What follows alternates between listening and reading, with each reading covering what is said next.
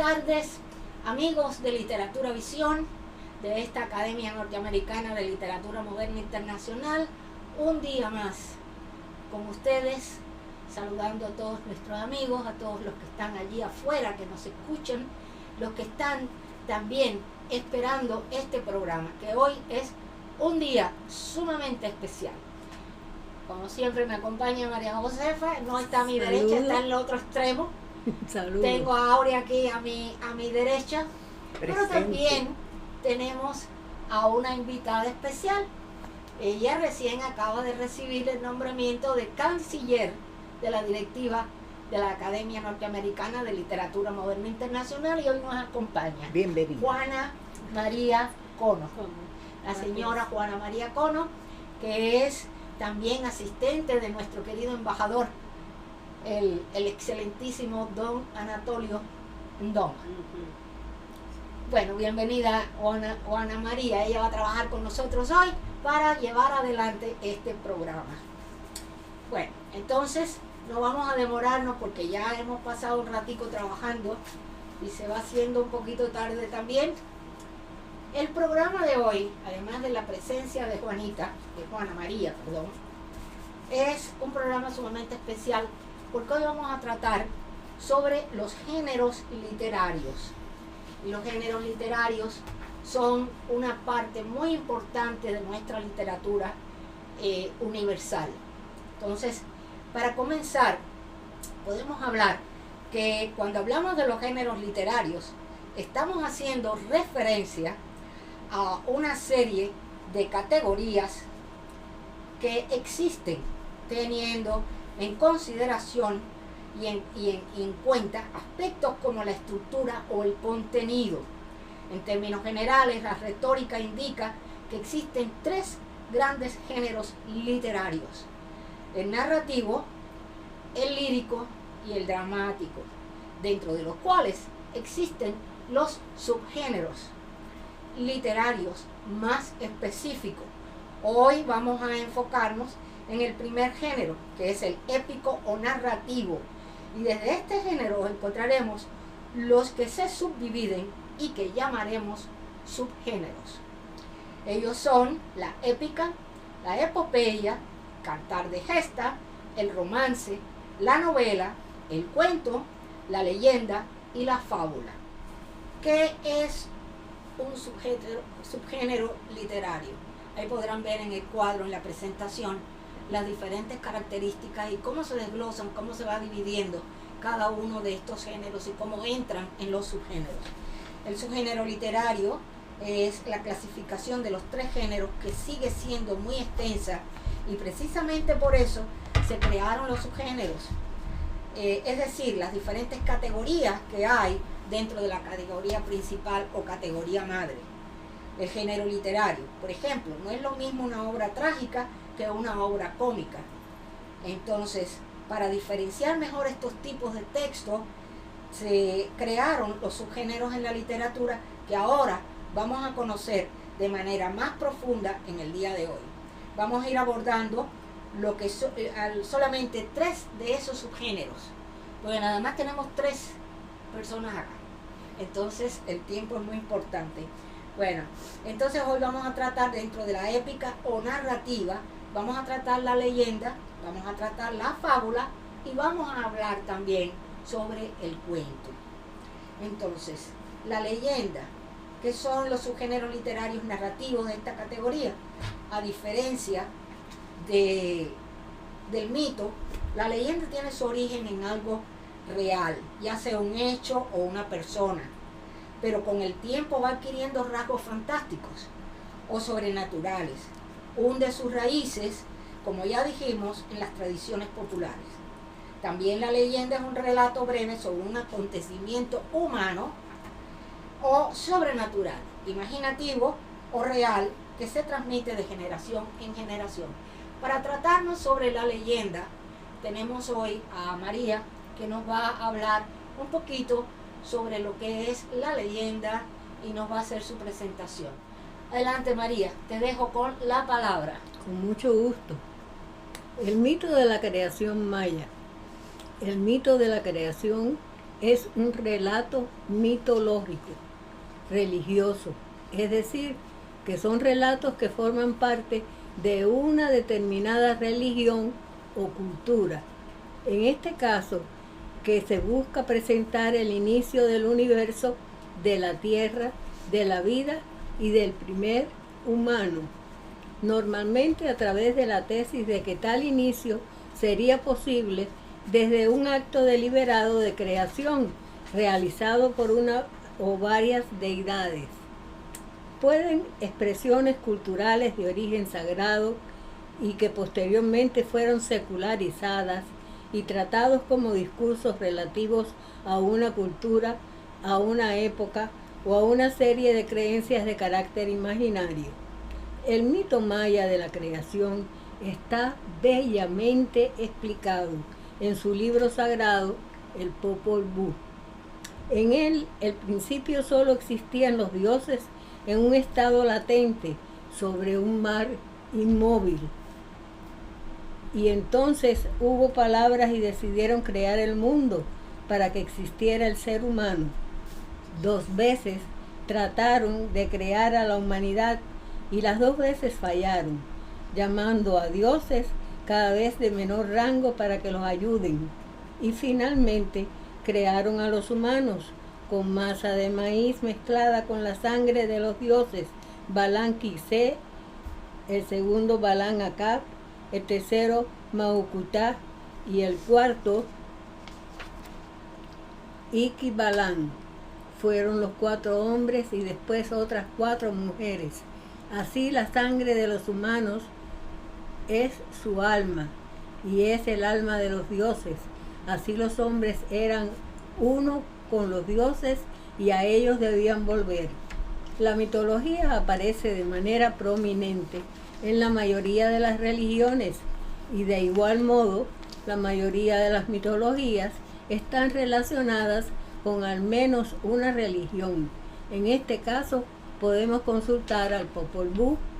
El Popol Vuh es un registro documental de la cultura maya.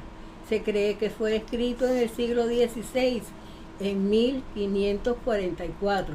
El origen de este libro sagrado maya no tiene un punto exacto, ya que las historias fueron de boca en boca, generación tras generación, volviéndolo una parte entrañable de su tesoro tradicional oral. El Popol Vuh es, sin lugar a dudas, el más importante de los textos mayas que se conservan.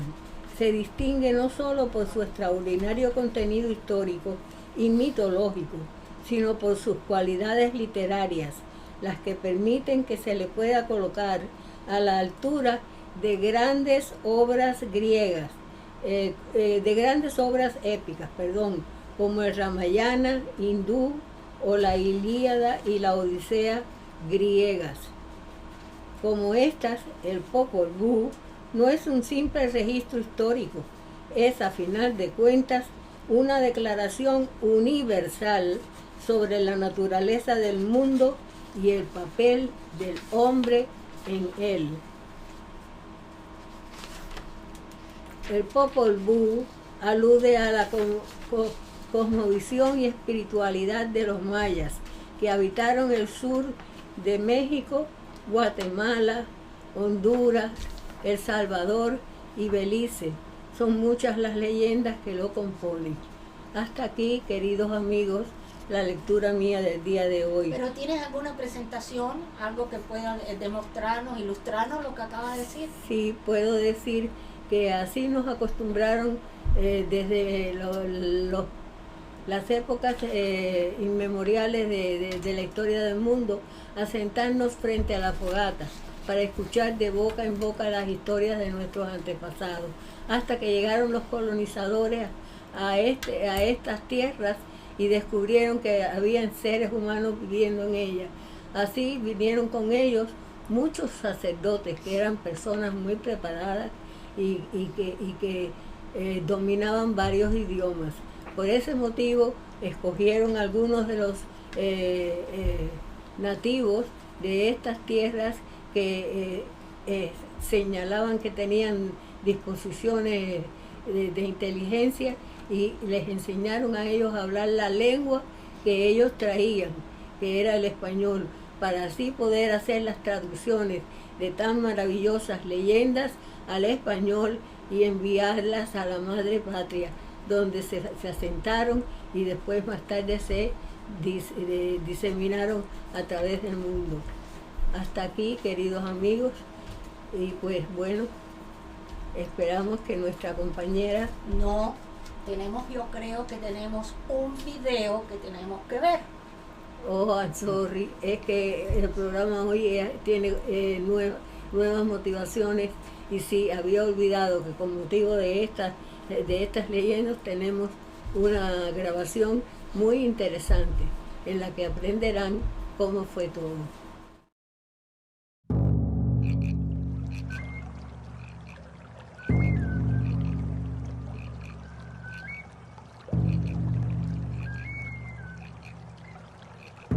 Según el Popol Vuh, el mundo estuvo en un principio cubierto por las aguas, y fueron los creadores, Tepeu y Gucumatz, quienes dieron origen a la tierra, a las plantas y animales.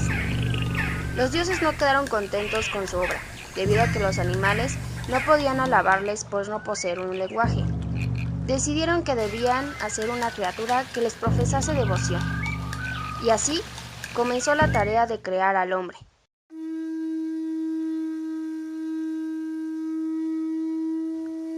Los dioses crearon a la primera pareja humana, que era de barro. La moldearon con minuciosidad y sin olvidar ningún detalle. Sin embargo, estos eran débiles y apenas podían mantenerse en pie. Además, se deshacían con la lluvia y tampoco podían hablar. La segunda pareja fue hecha de madera, de árbol para él y de carrizo para ella. Ahora todo parecía mejor. Se reprodujeron y se extendieron por el mundo. Tenían un lenguaje y se comunicaban entre ellos, pero nunca elevaron su voz hacia los dioses que les habían creado. Estos hombres no tenían sentimientos, no poseían memoria sobre su pasado y vagaban por el mundo sin saber de sus orígenes divinos. Y así vivieron dioses y hombres por algún tiempo hasta que los dioses decidieron condenarles a muerte. Una oscura y densa lluvia cayó sobre la tierra destruyendo todo. Los hombres de madera desaparecieron y dejaron como única descendencia a los simios. Tepeu y Gucumatz se reunieron y lo intentaron por tercera vez. Usaron madera y añadieron maíz amarillo y rojo. Con la madera hicieron las partes rígidas. Con el maíz amarillo moldearon la carne y el maíz rojo fue su sangre. Los primeros 4 hombres fueron interrogados por los dioses. Comprendían el mundo que los rodeaba y los instruyeron sobre sus orígenes, capacidades y obligaciones futuras. Pero los dioses se intimidaron por la perfección de su obra, pues no debían comprenderlo todo. Entonces Tepeu y Gucumatz rociaron una niebla que extirpó parte de su visión y sabiduría. Comenzaron la creación de la mujer de la misma manera. Entonces hombres y mujeres poblaron el mundo sin poder suplantar a sus creadores.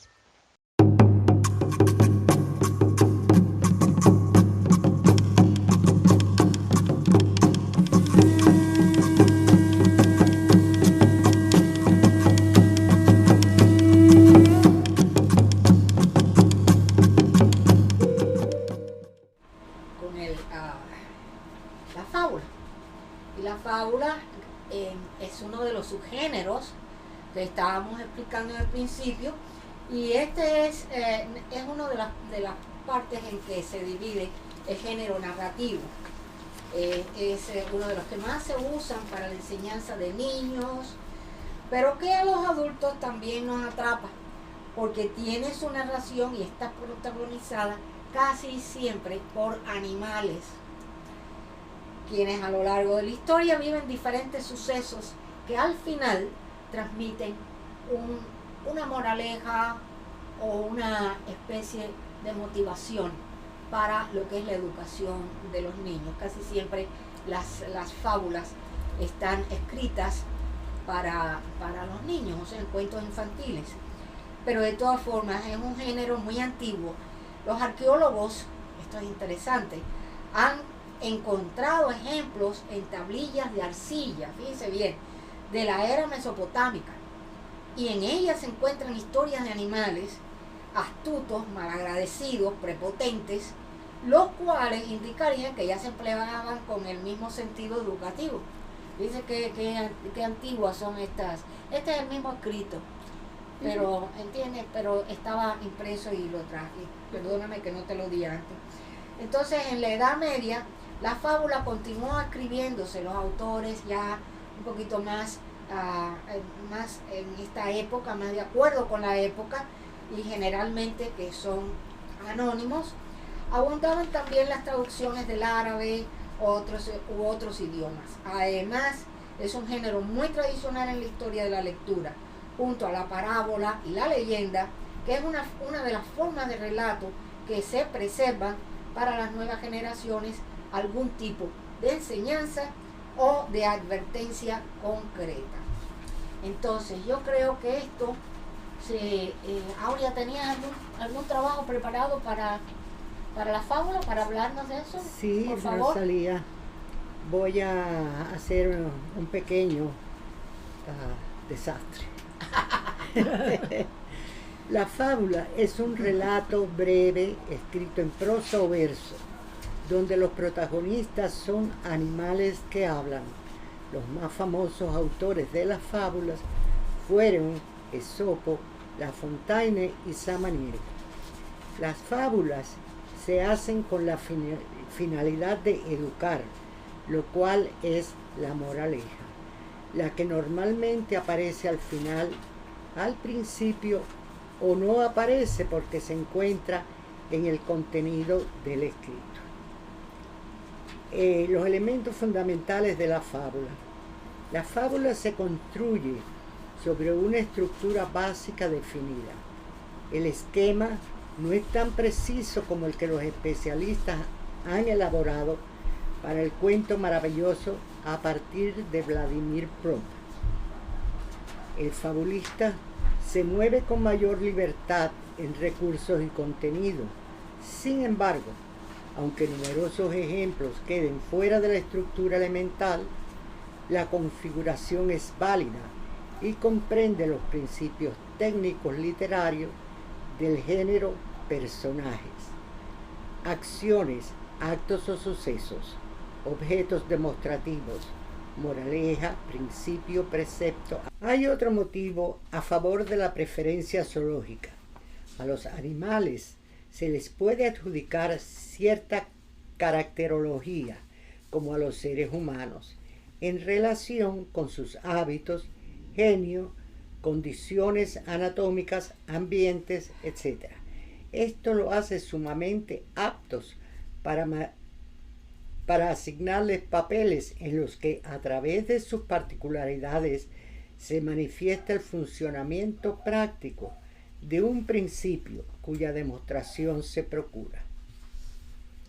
Los animales son los personajes más abundantes, pero no los únicos dentro de la fábula. Tal vez razones históricas expliquen la preferencia. Al emplearse la fábula como herramienta para la crítica política y social, velar los juicios tras la fantasía de animales que razonan constituyó un hecho en cierto modo razonable, aunque no dio el resultado esperado como mecanismo de protección. En la fábula, estos personajes desempeñan un idéntico papel: ejecutar los actos ejemplares. Generalmente, la fábula enfrenta a dos personajes principales. Uno de ellos plantea una situación, el otro presenta una resistencia. Y de esa tensión surge el desenlace. Actúan como protagonistas y antagonistas. El primero realiza una acción a la que el segundo opone una reacción. La moraleja se vincula con moral, y no siempre las fábulas ni sus moralejas son morales. La moraleja es la tesis de la fábula, expresada en un juicio, precepto, observación, proverbio, conclusión, axioma, instrucción, sentencia y otros términos próximos. Puede exponerse como una reflexión del autor o manifestarla una de los personajes. Iriarte suele incluir una doble moraleja, la primera de sentido personal, la segunda de inmediato más genérica.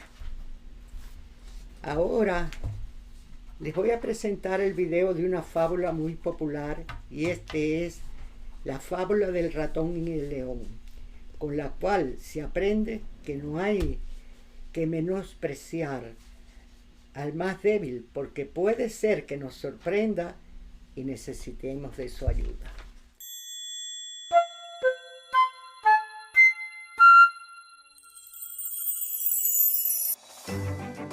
Después de un largo día de caza, un león se echó a descansar, cuando unos ratones se pusieron a jugar a su alrededor. El más travieso se metió entre la melena del león, con tan mala suerte que lo despertó. ¿Cómo te atreves a perturbar mi sueño, insignificante ratón? Voy a comerte para que aprendas la lección. Por favor, no me comas. Déjame marchar, porque puede que algún día me necesites. Un ser tan diminuto como tú, ¿de qué forma va a ayudarme? ¡Ja! No me hagas reír. El ratón insistió tanto que el león, conmovido por su valentía, le dejó marchar. Unos días después, el ratón se encontró al león, que rugía desesperado porque había quedado atrapado en una red. No te preocupes, yo te salvaré. El ratón comenzó a roer la cuerda de la red hasta que liberó al león.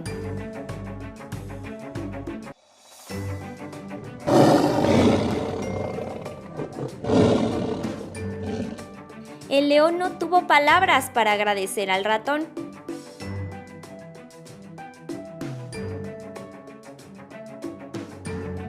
Es bueno que sepas que los pequeños podemos hacer cosas por los grandes. Moraleja: no hay que menospreciar al más débil. Podemos necesitar su ayuda algún día.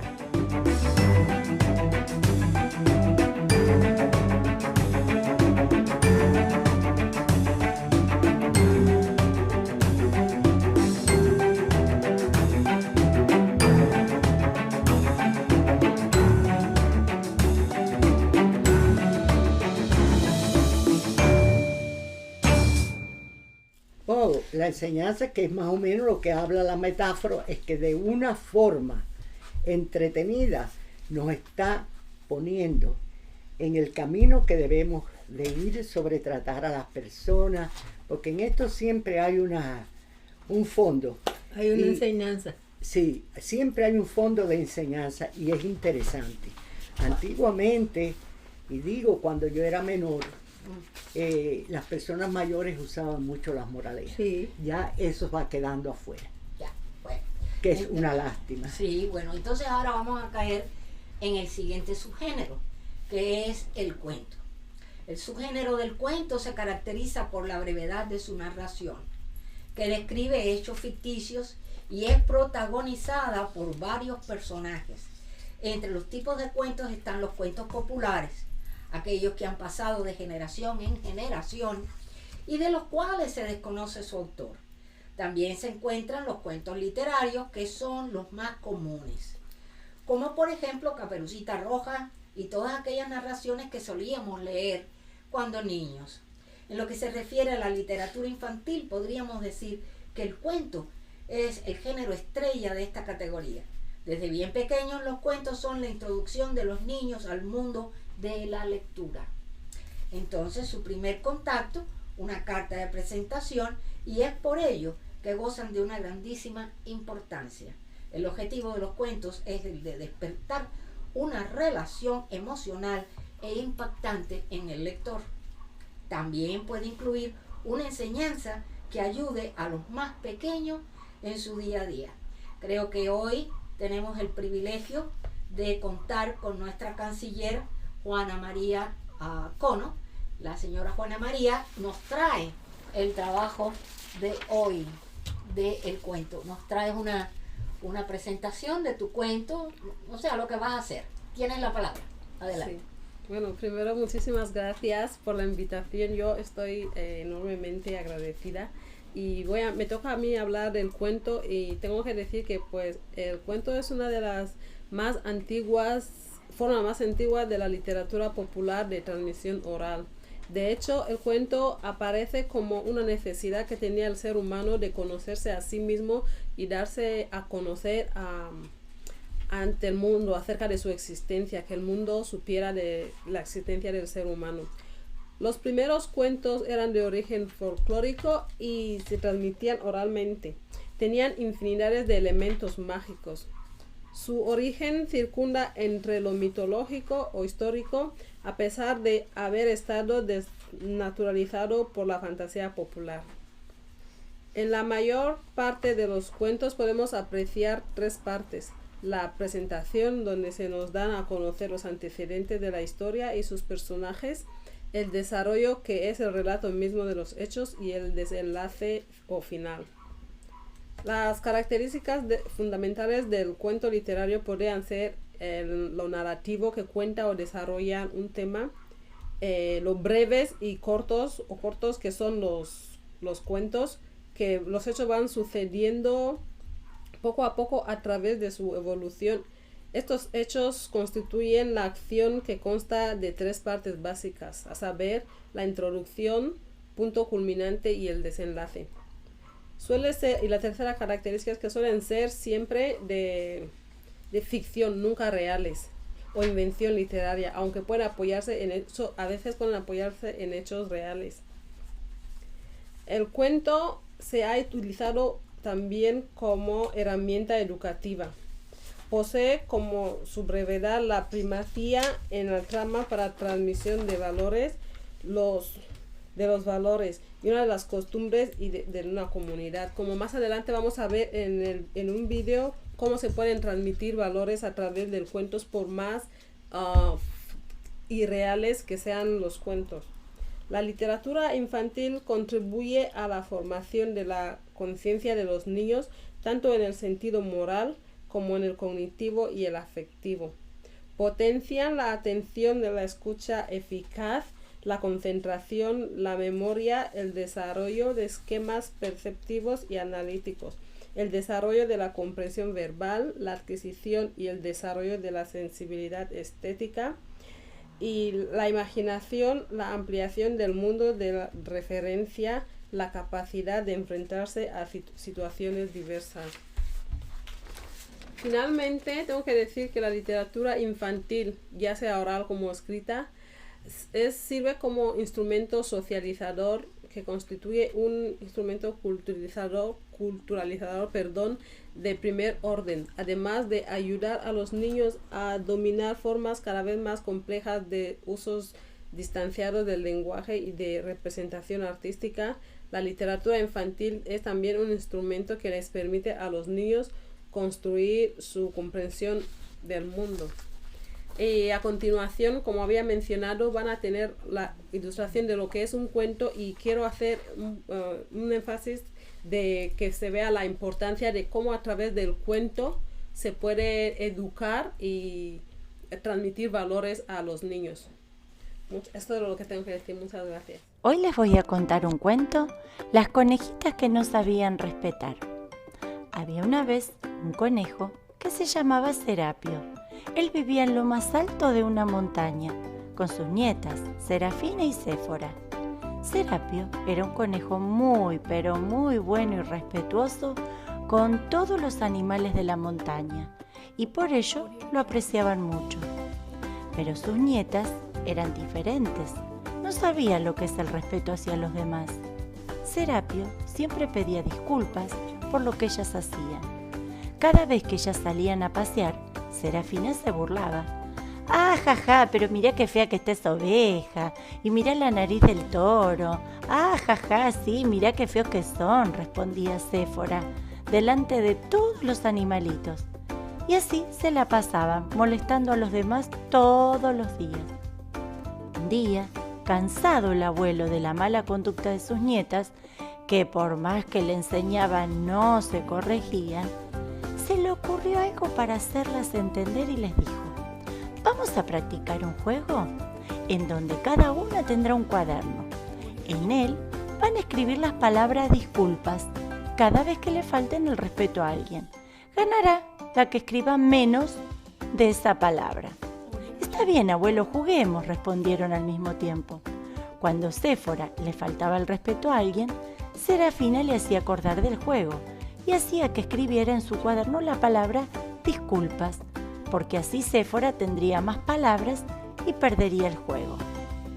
De igual forma, Séfora le hacía acordar a Serafina cuando le faltaba el respeto a alguien. Pasaron los días y, hartas de escribir las dos, se pusieron a conversar. ¿No sería mejor que ya no le faltemos el respeto a la gente? Así no será necesario pedir disculpas. Llegó el momento en que el abuelo tuvo que felicitar a ambas, porque ya no tenían quejas de los vecinos. Les pidió a las conejitas que borraran poco a poco todas las palabras que habían escrito, hasta que sus cuadernos quedaran como nuevos. Las conejitas se sintieron muy tristes, porque vieron que era imposible que las hojas del cuaderno quedaran como antes. Se lo contaron al abuelo y él les dijo: del mismo modo, queda guardado en el corazón de una persona a la que le faltamos el respeto.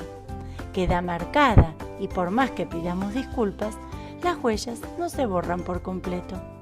Por eso, recuerden, debemos respetar a los demás, así como nos gustaría que nos respeten a nosotros.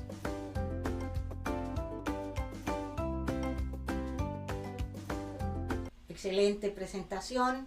Sí. Juana Mari, es como te llaman. Ujú. Bueno, pues me alegra mucho, muy linda la presentación. Sí. Y fíjate, porque es la primera vez que viene esa Literatura Visión y resulta que lo has hecho mejor que mis niñas. Ay, ¿Te no, fijas de no, eso? no creo. Las niñas se pusieron ahí nerviosas y entonces, ¿qué hicieron las niñas? Bueno, Eso es lo estamos que siempre se nerviosos. llama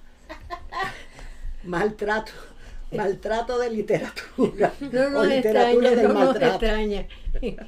Bueno. Yo le ofrecí ahí un libro para su niño. Ah, su sí, niño. porque ella escribe Sí. cuentos infantiles. Ajá. Bueno, Pero no sabía que iba a tratar eso, ¿eh? Ah, sí, pero bueno, Juana Mari, tú tienes algún comentario. Hiciste el comentario, por supuesto, pero lo que podríamos es desarrollar de ese cuento, o sea, cuál es el concepto que tú extraes de lo que es el cuento. El cuento es las tres conejitas Sí, las que tres- son irrespetuosas. sí. Y entonces, cómo ellas deciden finalmente aprender a respetar. Ese es el tema, sí. Sí, bueno, como había mencionado en la parte final del cuento, nos podemos dar cuenta de cómo a través de un cuento que no es real, Exacto. las personas o los niños pueden llegar a tener una educación o a adquirir unos valores y que poner en práctica. Aprender Exactamente. el respeto y saber qué hacer y cómo tratar a Sí, la gente. ese yo creo que es el objetivo, El de objetivo. los cuentos, Sí. para darle a los niños, enseñarles desde muy pequeñitos Reglas de a tener conducta. esos valores y a tener una... Eso es lo que necesitamos en la sociedad actual. Mucho lo necesitamos. Y que se está perdiendo cantidad, porque los muchachos con el lío del milenio actual y el milenio más cual se han descarrilado No, y todo. tenemos también el asunto de los jueguitos estos de las redes. Sí. Que entonces ellos se meten donde quieren y hacen lo que quieren. Bueno, vamos a seguir porque tenemos al doctor Luis Alberto Ambrogio, que trae un trabajo excelente como siempre, y hoy nos presenta dentro de su ciclo de El Siglo de Oro, nos va a presentar a el autor Baltasar de Alcázar. Como él nos dice, no es un poeta muy conocido como los anteriores, sin embargo, tiene muchas características importantes que debemos conocer. Adelante, doctor. Bienvenido, es un momento. Hola, Buenas tardes, doctor. ¿Qué tal, Rosalía? ¿Cómo estás? Bueno, pues estamos aquí en espera de un nuevo trabajo que usted nos debe de la semana pasada, la última semana, donde nos estaba hablando sobre aquellos poetas no tan conocidos, pero sí muy importantes dentro de lo que es el siglo de oro de la literatura española. Entonces, pues estoy aquí en espera que usted nos honre con su presencia y con sus comentarios. Bueno, muchas gracias, Rosalía, y encantado de estar aquí, pues compartiendo estas vidas y obras de poetas, como dice usted, no tan conocidos y sin embargo muy importantes.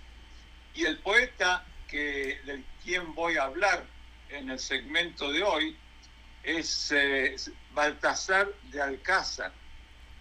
Es interesante porque hemos destacado en los poetas anteriores como un Lope de Vega, un Calderón de la Barca, una Santa Teresa de Jesús, esa formalidad en la poesía del siglo oro español, llegando a líricas y estilos literarios como el soneto, etc.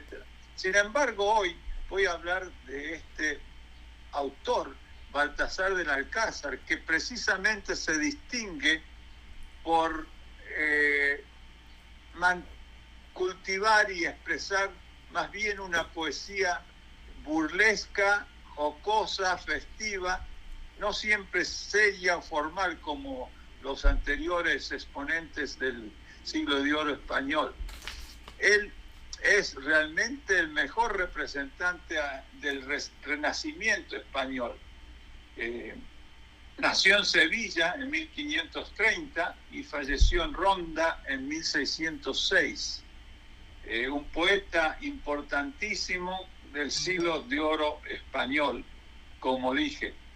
Él fue el sexto hijo de don Luis de Alcázar, jurado del Cabildo Municipal de Sevilla, y se alistó como soldado en las milicias de don Álvaro de Bazán, primer marqués de Santa Cruz, y estuvo prisionero durante el tiempo de los franceses.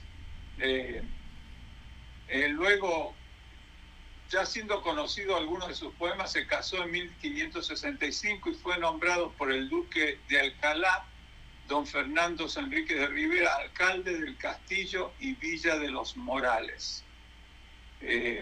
Ya mayor se fue a vivir con una hija suya, Ronda, donde enfermó del mal de piedra y de gota, muriendo en 1606, sin haber publicado ninguna de sus poesías.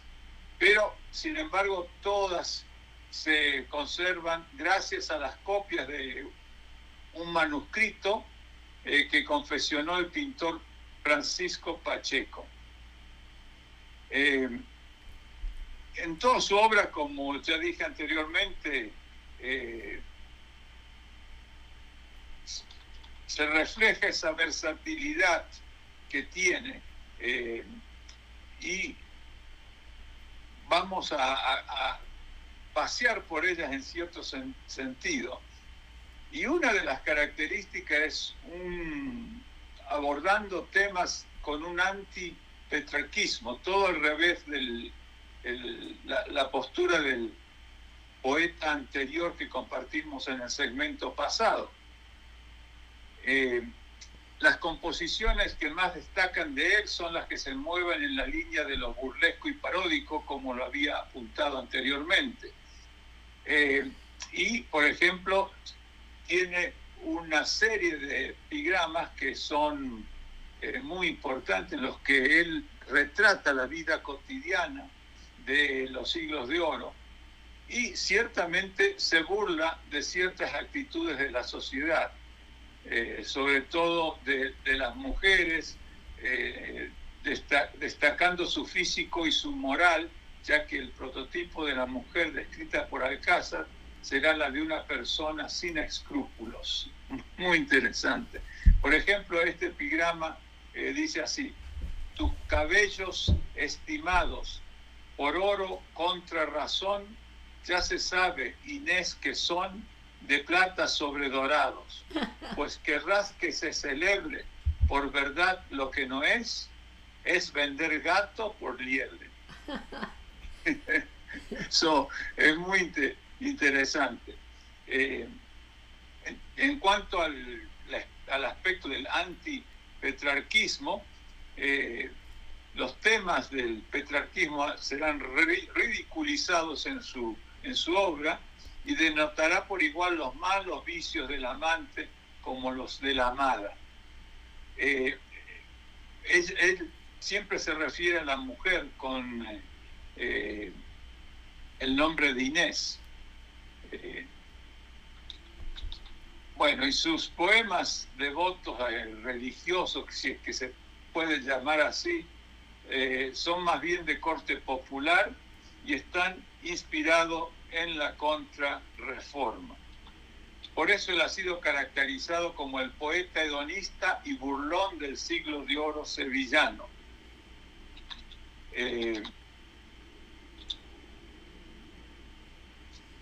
Es interesante en su poesía un tema que, digamos, se refleja mucho, y son sus dos pasiones, que son las mujeres y la buena mesa.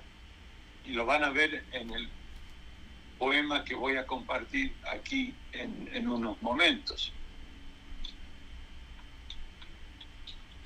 Él, como dije anteriormente, nació en Sevilla en una familia de hidalgos de ascendencia conversa y estuvo al servicio de los duques de Alcalá. Por ejemplo, el modo de ser lascivo e interesado de su poesía, dedicada en gran parte a la mujer, unos versos dicen, cito, cruel arpía en amoroso traje. En otro verso dice, siendo el mentir tu natural lenguaje. O en otro dice, dejadla vivir a sus anchos, y no dudo que os veréis pronto cornudo. Así que es increíble. Y tienes solo palabras de júbilo para las delicias gastronómicas. Bebiendo estoy, dice, sin taza ni medida, un 4 añejo fino de Casalla. En fin, podría seguir. Él fue investido en la Real Academia de Historia, y eso también tiene mucho que ver con su visión gastronómica de la mujer como manjar supremo entre todos los existentes, y estas son palabras de él. El renacimiento típico de él se ve en la colección de antologías de rayas. Por ejemplo, dice, 3 cosas me tiene preso, de amores el corazón, la dulce Inés y el jamón y berenjenas con queso.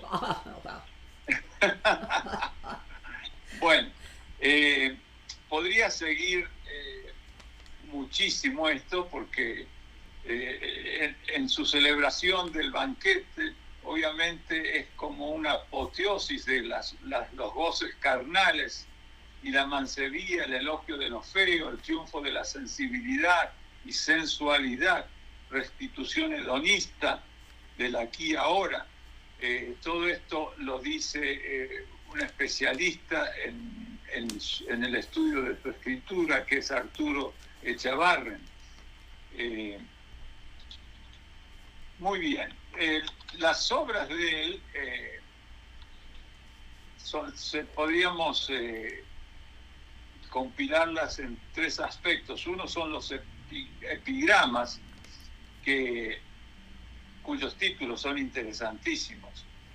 Por ejemplo, a una mujer escuadra, Constanza, Dios nos guarde, Doña Valentía,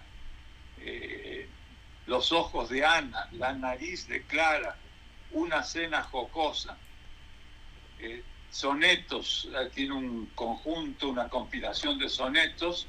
Los títulos más importantes son A Cristo, al amor, cercada está mi alma de contrarios, y hay otros, uno de ellos se llama Tres Cosas, que es el que vamos a leer, o tiene un subtítulo que es Inés jamón y berenjenas con queso.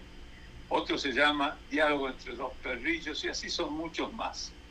Pero esto nos da una idea precisamente del este hombre que fue conocido como el Marcial sevillano, y digamos que fue muy favorecido por la recepción del público con sus textos. Bueno, voy a leer y compartir para cerrar este segmento un poema que resume precisamente mucho de lo que he dicho en este sentido. Se titula Tres Cosas. Tres cosas me tienen preso, de amores el corazón, la bella Inés, el jamón y berenjenas con queso. Esta Inés, amantes, es quien tuvo en mí tal poder que me hizo aborrecer todo lo que no era Inés. Trájome un año sin ceso, hasta que en una ocasión me dio a merendar jamón y berenjenas con queso. Fue de Inés la primera palma, pero ya juzgarse a mal, entre todos ellos cual tiene más parte en mi alma. En gusto, medida y peso, no le hallo distinción. Ya quiero Inés, ya jamón, ya berenjenas con queso. Alega Inés su bondad, el jamón que es de Aracena, el queso y la berenjena, la española antigüedad. Y está tan en fiel el peso, que juzgado sin pasión, todo es uno, Inés, jamón y berenjenas con queso. A lo menos este trato de estos mis nuevos amores hará que Inés sus favores nos lo venda más barato, pues tendrá por contrapeso, si no hiciere razón, una lonja de jamón y berenjenas con queso. Bueno, pues increíble. Creo que debemos acabar con una sonrisa de este gran poeta del siglo de oro, que nos trae estas poesías de doble sentido, estas parodias, estas inmensas, frescas y desentonadas, digamos, lírica, que es interesante por su burla, por su hedonismo y por el reflejo de sus pasiones, que son precisamente las mujeres y la buena mesa. Excelente. Bueno, muchísimas gracias y espero que hayan disfrutado de este poco conocido poeta del siglo de oro español. Y así seguiremos en los próximos meses. Excelente, excelente y muy simpático, así que en esta ocasión nos ha hecho reír, cosa muy buena también. Así es que muchísimas gracias, doctor, por traer este trabajo tan simpático y bueno, esperamos la próxima vez. Muchísimas gracias. Muchísimas gracias, Rosalía, y a todo su equipo y a toda la hermosa audiencia que nos está escuchando y compartiendo nuestra pasión por la literatura. Muchísimas gracias. Bueno, ¿qué les pareció el trabajo del doctor? Como siempre. Como siempre. Increíble, como muy siempre, bueno. Eres fantástico. El lunes lo ves mejor. Y muy fiera la academia. Sí, seguro que sí. A tiempo, cosas que tienen valor, sí, que nos enseñan. Es muy importante. Sí. Los ensayos que él presenta son exactamente lo que necesitamos para poder mostrar el aspecto poético de la literatura. Es nuestro compañero y amigo. Entonces hoy tenemos siempre tenemos un privilegio grande, porque tenemos muchos amigos que trabajan con nosotros en este programa, que es un programa de aprendizaje. Por lo menos esto que nos traen cada uno de ellos son cosas interesantísimas. Fíjate, hoy vamos a ver a esta señorita que es déjame ver porque lo tengo por acá y se me pierde el papel. Aquí está. hoy tenemos ya la tenemos muy a menudo, muy seguido, porque ella está trabajando, que eso es increíble, el trabajo que está haciendo Katia Guibaja. La licenciada Katia Guibaja, que ella es embajadora cultural de la academia, y ella vive en la provincia de Salta, en la Argentina. Entonces ella además de ser embajadora cultural de nosotros, ella tiene un trabajo increíble, que es la traducción del quechua al español. Ella trabaja mucho sobre lo que es el quechua, lo que son las lenguas originarias. Pero en esta ocasión y hoy, yo le he pedido, Katia, que por favor nos hable de algo que es tan interesante, que ella acaba de descubrir y está trabajando en el asunto. Son acerca de los tejidos andinos que reflejan. Ustedes saben los ponchos que se ponen los indígenas de allá de los Andes y todo. Ustedes han visto que tiene unos dibujos. Tiene un lenguaje. Tiene un dibujo muy espectacular. Los dibujos que tienen esos ponchos, que son tejidos, se conocen y se hacen desde, qué sé yo, eso es milenario. Pero lo más interesante es que en la conferencia que brindará Katia, o que brindó en el municipio de San Carlos este sábado día 15, es uno de los espacios atractivos que presenta el rostro de una humanidad dormida a través de los niños del Yuyayaco, que habitan en el MAAM, las comunidades andinas que refieren a este espacio como la casa de los niños inca, y que trasladaron mensajes a estos tiempos a través de los objetos que los acompañan. Estos fueron descubiertos en una de las montañas, fueron descubiertos estos como momificados, estos niños, y se encontraron una serie de objetos junto con ellos, y los arqueólogos y las personas entendidas en esto, investigadores, han visto cantidad de cosas increíbles. Pero hoy lo que vamos a tratar, lo que trata ella, es que, y dice en esta forma, teníamos una matemática, y curiosamente los números binarios, fíjense bien, que eran usados en el diseño textil, como se observa en los ajuares de los niños del Yuyaycao, que fueron tejidos con la misma cantidad de hilos. Ellos eran analfabetos, eran indígenas hace 500 años para atrás, más para allá en los Andes, donde no tenían este tipo de educación. Sin embargo, ya dentro de lo que ellos hacían, ya estaban descubriendo la matemática con números binarios, y hacían esos dibujos en los ponchos, que es espectacular el trabajo. Entonces dice que tenían la misma cantidad de hilos para crear las mismas formas, y podemos afirmar que desde hace 500 años se usan las mismas técnicas. Vamos a ver los videos de Katia y las diferentes trabajos que ella nos trae para demostrarnos esto que ella está investigando. Adelante, corre video. Vamos a hablar hoy. Wow. Kunampaiwan Rimashani, estoy hablando con Alberto, y ustedes están utilizando, perdón la espalda, están utilizando los mismos números de hilos que se usaba hace 500 años, porque nosotros teníamos otra matemática. No era la matemática que actualmente hemos ido a la escuela a aprender. Hemos aprendido actualmente 1, 2, 3, 4, 5, hasta 10 y decimarse, es decir, esa es una matemática euclidiana. Esa nos tenemos que correr del lugar. ¿Para qué? Para comenzar a trabajar la matemática que teníamos nosotros, que era cualitativa, cuantitativa y binaria. Por ejemplo, hoy vamos a decir, lo decimos juntos, Huk, a ver, Huk, Iskay, Kinsa, Tagua, Pisca, Sokta, Canchis, Pusa. Ustedes están usando Pusa, porque están usando 8 hilos. Esa es nuestra matemática. Y nuestra matemática, además, Cangunanchis, es maravilloso lo que vamos a decir ahora, ¿Por qué? Porque nosotros hablábamos y trabajábamos los binarios.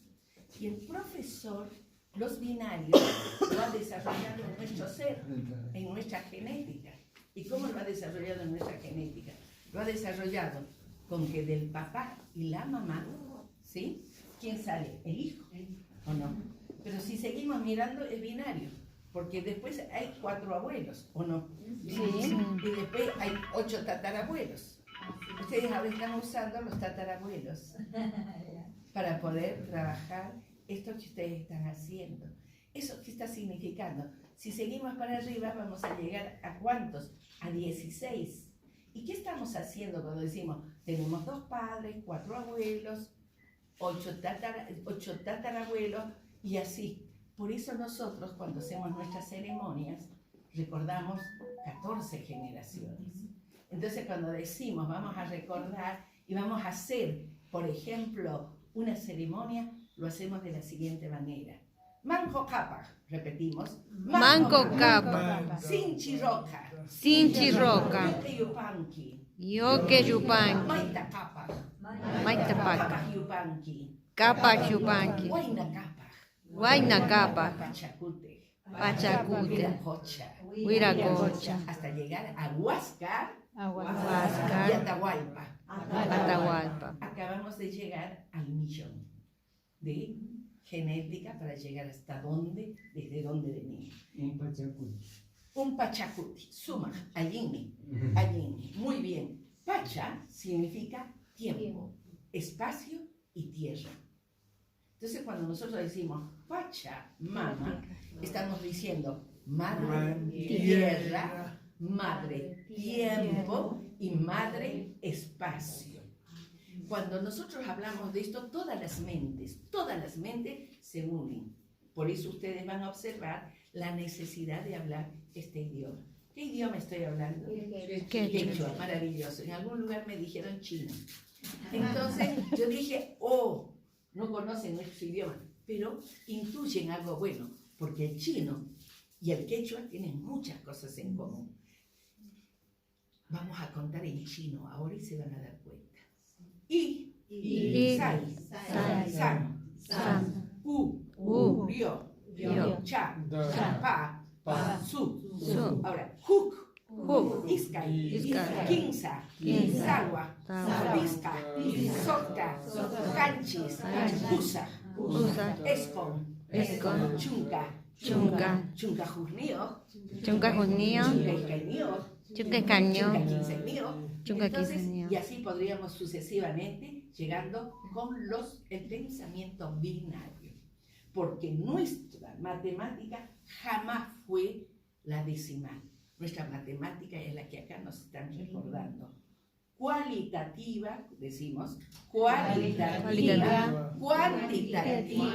binaria, como es nuestra genética. ¿Qué les parece?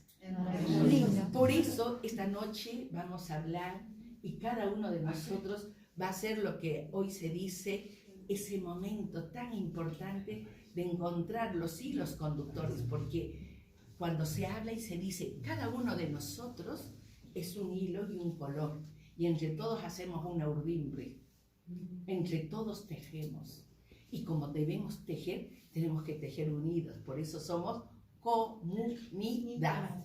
Y la comunidad es todos común a una unidad. ¿Y quién es la unidad? La unidad es nuestro pueblo. Por esa razón es que el hecho de ustedes estar con cada uno de sus colores y tomando en la mano, están haciendo, simplemente trayendo a la memoria todo esto que hoy lo pongo de manifiesto, pero siempre estuvo latente. ¿Y quién nos va a traer eso?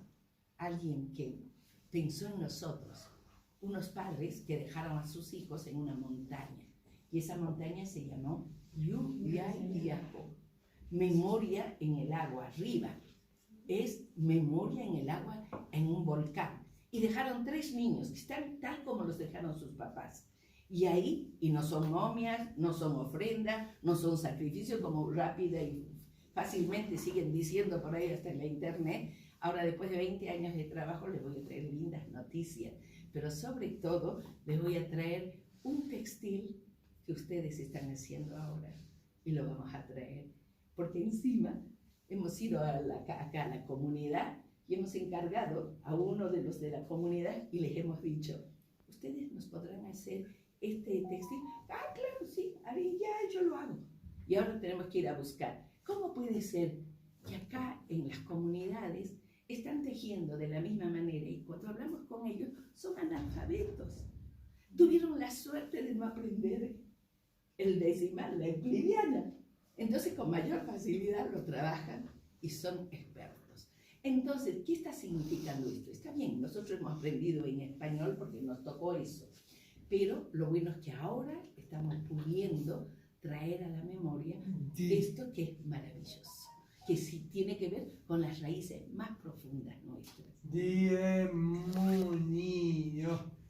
Lo maravilloso de cómo se puede comunicar a través, no importa si somos muchos o pocos, y con palabras muy justas y en un entendimiento correcto. Lo acaban de ver. Por eso nosotros tenemos que también trabajar esto para las terapias en cuanto a lo que significa la constitución del yo y el desarrollo del lenguaje. Bueno, ese ya sería otra charla. Igualmente, la matemática euclidiana, como vos la nombras, se representa perfectamente en papel, pero no se la puede representar en la computadora. Entonces, en la computadora se trabaja con matemática binaria y la representación de los caracteres que nosotros imprimimos con las impresoras son octetos.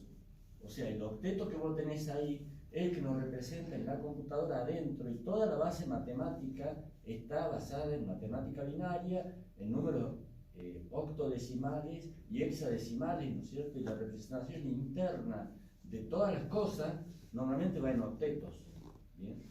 Como comentario, para que aumentes tu crecimiento, a decir, no pudieron representar la matemática euclidiana en la computadora, tuvieron que volver a la nuestra. Claro, se está adelantando a la conversación. El octoedro, acuérdense que el octoedro es una figura que, porque nuestros antiguos representantes de la textilería nos han dejado todos los mensajes en escrito. Y el octoedro tiene que ver con ¿qué? Con el viento, la palabra, la comunicación.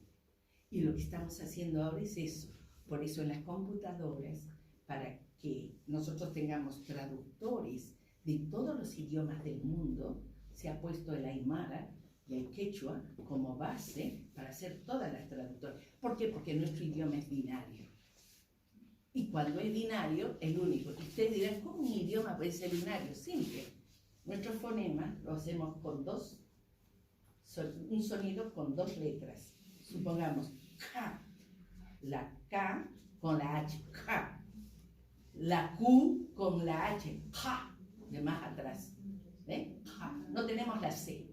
Entonces, esas dos, después, ¿qué hacemos? Sacamos el alemán, sacamos una serie de idiomas, gracias a que empezamos a hacer con la P, la K, la T, la Ch y la Q. Son 5, por eso se habla de las consonantes tripartitas, como se dice, porque se la divide. En algún momento estaremos hablando sobre lo que significa cómo aprender un idioma. Yo lo hablo de lengua materna, así que para mí es más fácil hablar en quechua que en español. Pero es maravilloso y agradecida porque efectivamente hoy, gracias a la informática, podemos empezar a recorrer todo lo que significa la memoria en cada uno de nosotros. Añade, muchas gracias. Es interesante lo que ha dicho Katia y lo que nos ha mostrado. Interesantísimo, que todavía no tienen una educación completa, vamos a decir universitaria, ni mucho menos, y sin embargo esa tradición en ese trabajo que ellos hacen, los trabajos textiles, es una verdadera obra de arte. Bueno, ahora vamos a seguir con desde España, desde Granada, nuestra directora de la delegación de la academia en Granada, en España, la señora Marijose Muñoz, que nos trae un homenaje a Federico García Lorca. Corre video.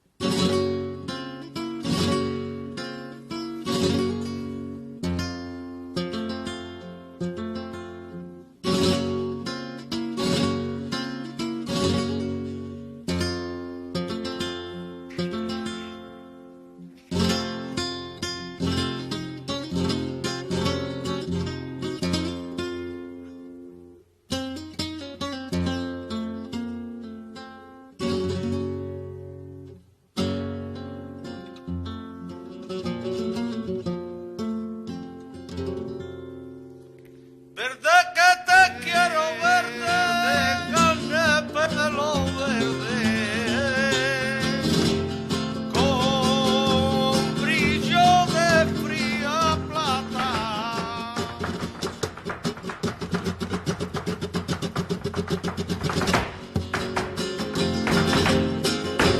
Hay soledad de mis pesares, caballo que se desboca, al fin encuentra la mar y se lo tragan los olas.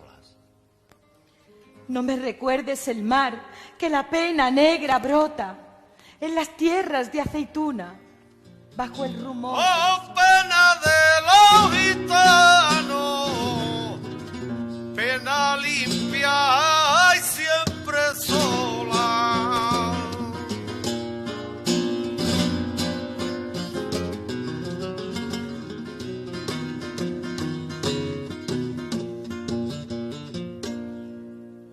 No te conoce el toro ni la higuera, ni caballos ni hormigas de tu casa. No te conoce el niño ni la tarde. No te conoce el lomo de la piedra, ni el raso negro donde te destrozas. No te conoce tu recuerdo mudo, Por las orillas del río porque te has se muerto está la para noche siempre. mojando, y en los pechos de Lolita se mueren de amor. Mueren de amor los ramos. Se mueren de amor más lejano que todas las estrellas y más doliente que la mansa lluvia. Te querré como entonces alguna vez. Las rosas son blancas y la mantiene sombra. Si el azul es un sueño, ¿qué será de la inocencia? ¿Qué será del corazón si el amor no tiene flechas? Oh sol de las esperanzas, agua clara, luna nueva, corazones de los niños, alma ruda de las vidas.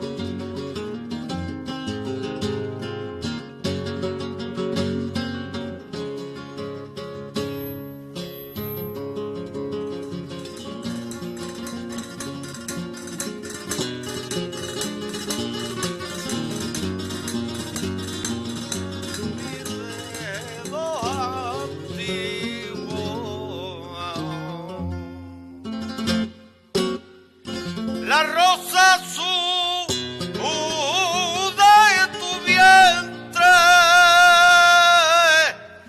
preciosa corre, preciosa, el viento verde, corre preciosa,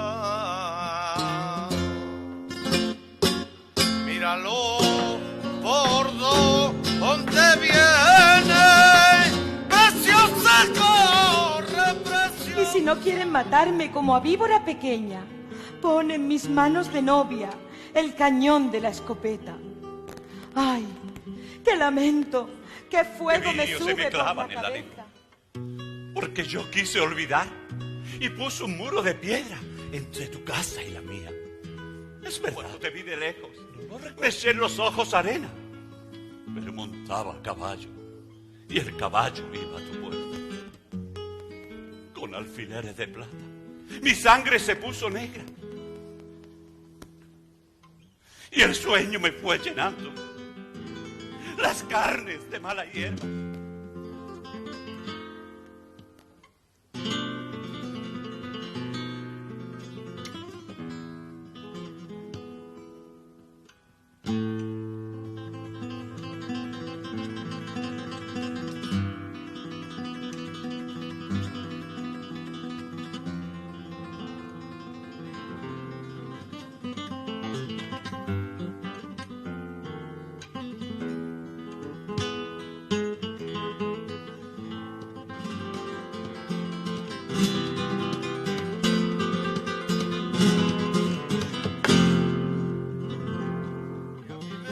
En un calabozo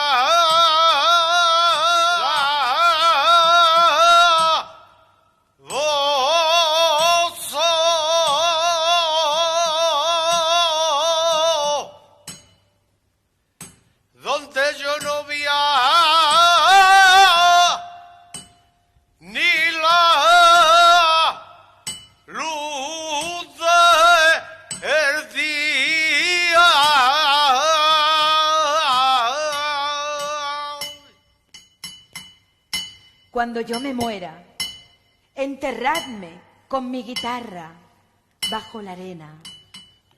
Cuando yo me muera, entre los naranjos y la hierba buena. Cuando yo me muera.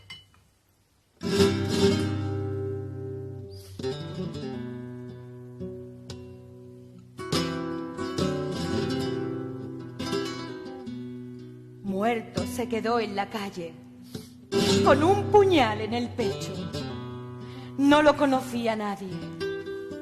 ¿Cómo temblaba el farol, madre? ¿Cómo temblaba el farolito?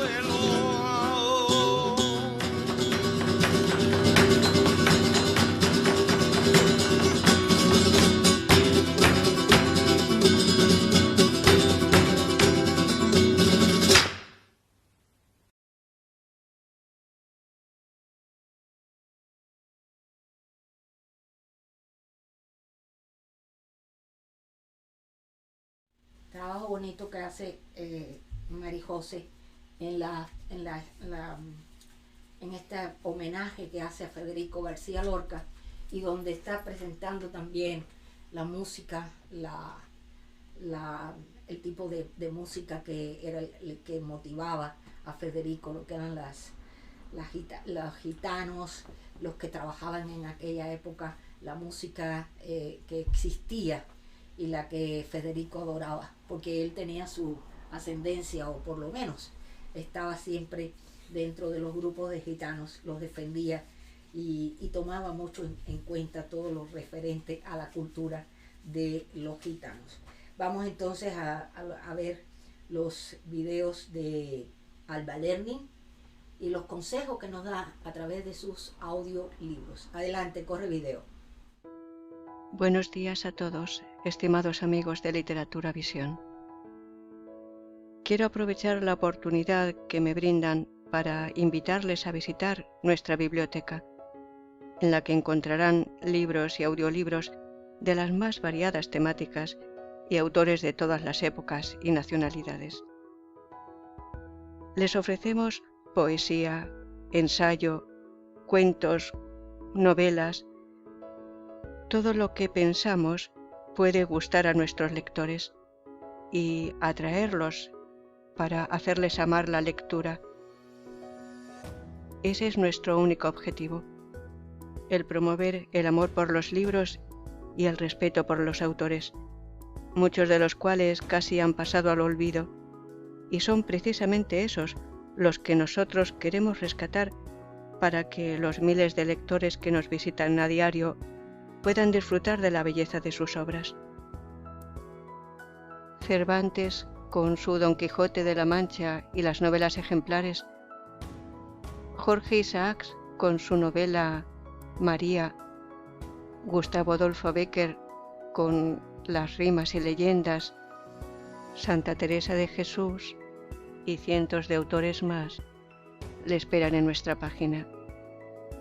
Muchas gracias. Saludos y mis respetos desde España. Bueno, ya estamos terminando, llegando al final de este día, de este trabajo que hemos hecho entre todos. Y antes de terminar, por supuesto, casi siempre presentamos los estelares. En esta ocasión no tenemos los estelares como tales, porque hace un par de días atrás, que fue el 21 de julio, nosotros la Academia cumple un aniversario más de la proclamación que dieron en la alcaldía de la Florida, de la alcaldía del condado Dade, y dio para la Academia en aquella ocasión, y estamos hablando del año 2017, cuando la Academia pidió y solicitó una proclamación para el novelista, Premio Nobel y Pulitzer de Literatura y un gran escritor, un gran periodista y un hombre que mereció todos los títulos que obtuvo por su gran obra literaria. Me refiero a Ernest Hemingway. En aquella ocasión, La academia solicitó de la alcaldía, como así se hizo, sí, dejó saber, que nos diesen una proclamación para este novelista. Y el alcalde, don Tomás Regalado, nos hizo la concesión, nos dio la oportunidad de llevar adelante en la Florida, en el capítulo de la Florida, recibir esta proclamación, y se hizo un día 10 de noviembre del año 2017 en el Teatro Artimes. Este video, este momento, esta situación, esta proclamación cumple el día 21 de julio un aniversario más. Cada año tratamos, en esta ocasión, en este programa, hemos querido también utilizar este espacio para homenajear a lo que fuese nuestra proclamación, nuestro momento histórico en la academia, con nuestro autor preferido, el doctor o el novelista Ernest Hemingway. Y la escritura del autor norteamericano parte de una contradicción clave. Es una prosa aparentemente límpida, porque Hemingway tuvo algo que no tuvieron los otros escritores, que era el arte del silencio. Él lo conoció y lo puso en práctica siempre. En 1961, después de un día entero de trabajo sin resultados, en el que escribió una única frase y dijo en esta forma, y cito: "Ya no me sale nunca más". Ernest Hemingway tomó la decisión de suicidarse y lo hizo ese día. El mundo estético y moral de Hemingway, ese espacio traspasado por la soledad, la individualidad y la brutalidad, se encuentra aquí destilado, despojado de todo ornamento, encerrado en el sustantivo y el adjetivo preciso, seco, sobrio, cegador, latente. La caza, la pesca, el boxeo, la guerra, el alcohol, el deseo o la derrota son algunos de los materiales con que se construye la obra cuyo aliento perdura con un gran vigor insospechado de Hemingway. Y así él escribe sujeto a las leyes rígidas de no beber hasta haber terminado de escribir, no tolerar interrupciones, no dejar el texto hasta tener previsto de qué manera lo va a continuar al día siguiente. Escribe guiado por su obsesión por encontrar la prosa perfecta. Hemingway, con su teoría del iceberg, es el que marca la síntesis de este paso de una forma a otra. En el cuento moderno, lo más importante nunca se cuenta. Esta teoría funda la narrativa de Hemingway de la misma manera que lo sumergido en el agua es lo que da estabilidad al iceberg. Lo que sostiene el relato es lo que se esconde debajo. Uno, y dice así, cito: "Uno puede eliminar cualquier cosa que se sepa, y eso solo fortalecerá al iceberg". Hemingway enseña en sus cuentos el valor de un silencio que, como en música, está cargado de significación. Junto con William Faulkner, otro gran maestro de la ficción norteamericana del siglo XX, instalaron la posibilidad de construir una narración alrededor de un vacío. De esta manera, no solamente se abre el camino y una nueva forma de escritura, sino también la lectura que más atenta o más exigente y más abierta al encuentro de una multiplicidad de significados. Y ahora continuamos, porque aquí lo que pasa es que tenemos también el capítulo de la Florida que entra ahora en este trabajo que yo he querido presentar en nombre de la Academia Norteamericana de Literatura Moderna Internacional. Quiero presentarles un pequeño video que cierra este pequeño homenaje que damos desde acá, desde la Academia Central del Estado de New Jersey.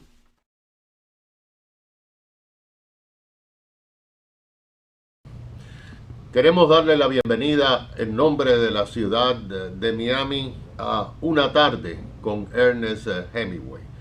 Este evento, del cual la ciudad se ha honrado en patrocinar, comenzando con una proclama, nombrando el 21 de julio como día de Ernest Hemingway en la ciudad de Miami, Es parte de cómo la ciudad se está elevando en la cultura. Y agradecemos a la Academia Norteamericana de Literatura Moderna esta gestión, que no es ni la primera ni la última. Gracias por estar en Miami. Gracias por elevar el nivel intelectual de nuestra ciudad.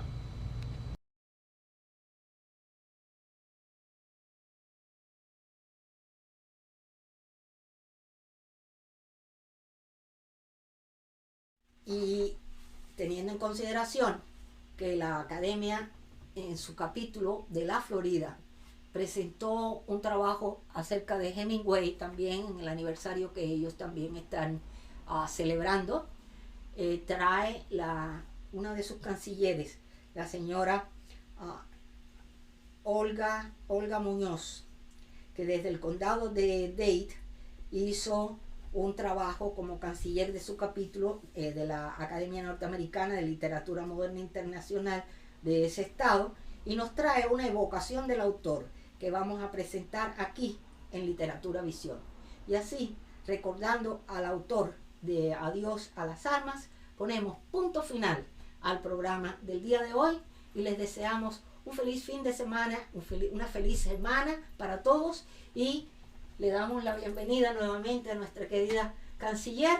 Ella está contenta. La señora Juana María Cono, y les deseamos a todos ustedes una semana, como ya les dije, feliz, y ojalá que este programa les haya gustado. A nosotros nos encantó tener la visita de ella y esperamos que a ustedes también, y que así la conocen.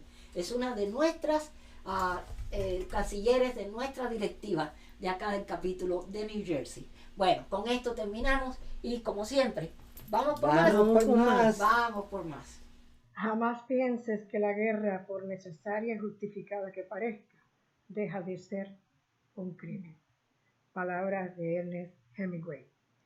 Muy buenas tardes, yo soy Olga Muñoz, miembro del capítulo de ANLBI en el estado de la Florida. Un día como hoy nació en 1899 el escritor y novelista norteamericano Ernest Hemingway, valiente narrador de conflictos. Y un día como hoy, la ciudad de Miami declara oficialmente esta fecha de su cumpleaños para hacer justo reconocimiento al escritor, periodista y narrador de hechos, premio Pulitzer y Nobel de Literatura en gestión conjunta de la NLMI y la alcaldía de la ciudad, convirtiéndose Miami en la única ciudad en Estados Unidos en otorgar este homenaje desde el 2018. Hoy, desde este espacio de Literatura Visión y desde el capítulo de la NLMI en Florida, Miami hace un breve recuento de recordación a su memoria. Amante de las aventuras y los destinos exóticos y con una de las narrativas más prodigiosas del siglo XX, Ernest Hemingway es sin duda uno de los escritores más relevantes de la literatura norteamericana, de la llamada generación perdida. Este recuento permitirá saber cómo fue este norteamericano que se convirtió en toda una leyenda literaria. Con apenas 18 años se muda solo a Kansas, donde apenas comienza a trabajar en el diario Kansas City, y allí puso en práctica su destreza narrativa a través de actividades periodísticas. Después de unos meses como periodista, se traslada y se brinda a trabajar como voluntario en la primera, se alista para trabajar como voluntario en la Primera Guerra Mundial en 1918. Su paso por la guerra fue bastante traumático, a pesar de ser considerado un joven audaz y valiente, pues fue mal herido en los brazos y las piernas, y eso lo llevó a padecer un estrés postraumático el resto de su vida. En sus palabras diría: antes de ir a la guerra te sientes inmortal, pero cuando la presencia, esa ilusión, se pierde, te vuelve vulnerable.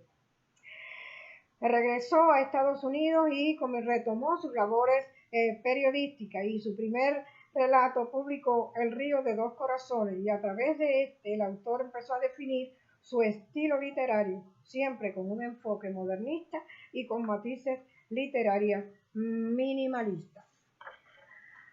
Dado este triunfo literario, Ernest Hemingway volvió a Chicago, donde vivió solamente un par de meses porque se le presenta la oportunidad de mudarse a la ciudad de París.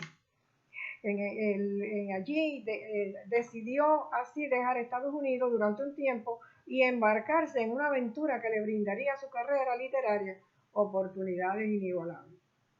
Instalado en París, escribe sus aventuras durante la guerra y sus desaciertos amorosos. Hemingway recibió elogios por parte de la crítica literaria europea y norteamericana y obtuvo una segunda edición del libro bajo el título En nuestro tiempo. Rápidamente se convirtió en un hombre reconocido en gran parte de Europa y sus viajes por el continente, que lo llevaron a vivir un tiempo en España, le sirvieron de inspiración para escribir los libros Campamento Indio, un relato corto, y Fiesta, la novela publicada en 1925, que tocó con temas propios de la cultura española como la tauromaquia y el inicio de la Guerra Civil Española. Volver a Estados Unidos, Ernest Hemingway escribió las novelas Muerte en la tarde, inspirada también en su breve estadía en España, Adiós a las armas, donde ahondó en las temáticas bélicas y el vacío que suponen las guerras en el hombre moderno, ambos temas que apasionaron a Hemingway a lo largo de su vida. Creó la llamada teoría del iceberg, un estilo literario influenciado por la precisión y brevedad del periodismo tradicional, en donde se dejaban a un lado los elementos descriptivos de un texto para apostar por una escritura minimalista. Poco antes de publicar El viejo y el mar, novela que sería un éxito en ventas a nivel mundial, Ernest Hemingway recibió su primera distinción como escritor, al recibir el premio Pulitzer en 1952 por su impecable repertorio literario. 2 años más tarde recibió el Premio Nobel de Literatura, un logro sin duda mayúsculo. De acuerdo con el jurado, dicho premio le fue concedido por la agudeza literaria, la cual le otorgó el género de la novela un nuevo significado. Tras haber vivido una vida y acumulando historias increíbles, Ernest Hemingway fallece el 2 de julio de 1961. Con una literatura incomparable, una narrativa prodigiosa, es considerado el gran novelista norteamericano del siglo XX. La historia nos hace crecer al conocer de sus obras, títulos, méritos y reconocimientos. Un niño hombre, corresponsal de prensa, vivió en París, gustó de los Sanfermines en España, consideró un acto cruel las corridas de toros después de haberlas considerado un deporte. Amó, sufrió, llegó a los libros y a las pantallas del séptimo arte. Ernest Hemingway, autor y protagonista, un alter ego de sus obras. Muchas gracias.